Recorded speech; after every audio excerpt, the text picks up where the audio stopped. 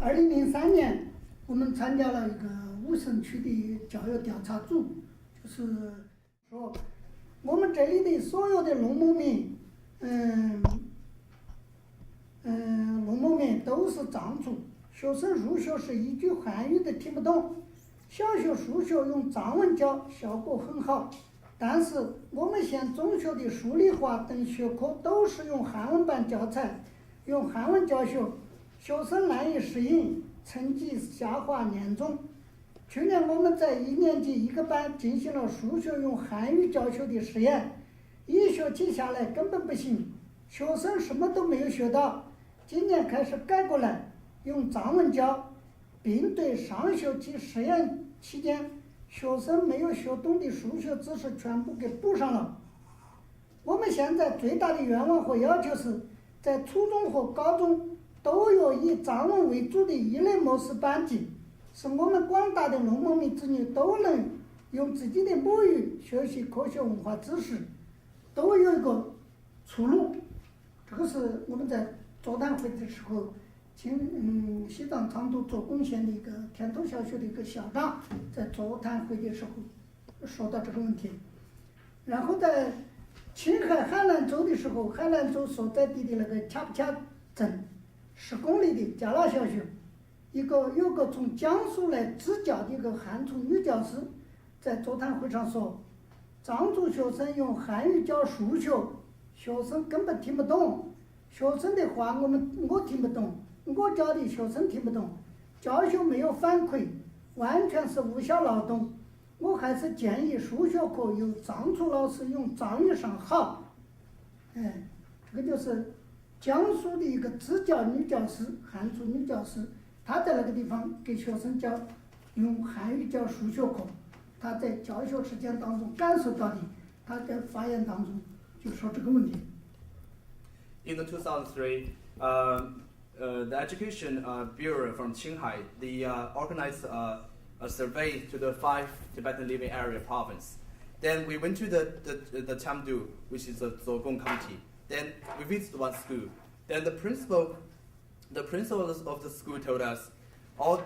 our school students are all Tibetans, and they told us all the for the first time the school tried to use the Chinese to teach all the students in other subjects like mathematics and other subjects, but the experiment is a fail because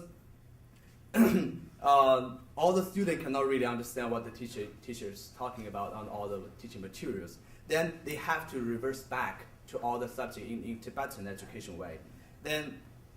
now it turns out to be all the students can really understand what is the math. Then they are all catch up all the courses which they being wasted for the last semester. So, but then the principal said why they were choosing to experiment all this project, which is teach all the subjects in Chinese, because the senior high school in Chamdu is all teaching in Chinese. So all the students cannot really understand what the course is. So they really want to give it a try for the junior and primary school to teach in Chinese. Then what he really hoped that which in Chamdu or in Zogong area county, we could have like junior high and senior high, we all could have access to learn various subjects in Tibetans. Then we also made one survey in Qinghai province. Then there's one teacher from China. Then she said that according to her experience, he's a mathematics teacher. Then he said it's kind of like useless let me to teach the mathematics in the school because all the students cannot understand me and I cannot understand all the students. So what she said is it's better to teach all the Tibetan students mathematics in Tibetans rather than in Chinese. That's according to a teacher from England, China. 这个是很简单的原因，是个语言的问题。但是呢，西藏大学的一些专家教授却把藏族学生为什么学不懂数学归结为高原缺氧。宗教信仰，甚至到藏族的食品结构中去找认证，这是个非常可笑的问题。他们不检查，对这个语言教学双方都是靠语言来作为一个老师和学生之间的双边活动的工具，就是个语言不通，语言障碍，造成了知识传递当中的一个阻碍，但是不寻找这个原因，却要去寻找一些事物上缺氧这种角度来去找理由，而且还认为藏族学生笨、缺乏数学头脑等等原因，这些都是实际上就是对学生理解上的一种不公。Then let's talk about the languages. Actually, what is a language? Language is a tool for communications. Then why a lot of Tibetan students not very good at mathematics, but all have some educational conventional authority thinking is like because Tibetan religion's reason, because of the Tibet is a very high altitude, and because their way of living is different, so they cannot learn mathematics well. But actually, the language is a very big barrier between the teacher and the student right now.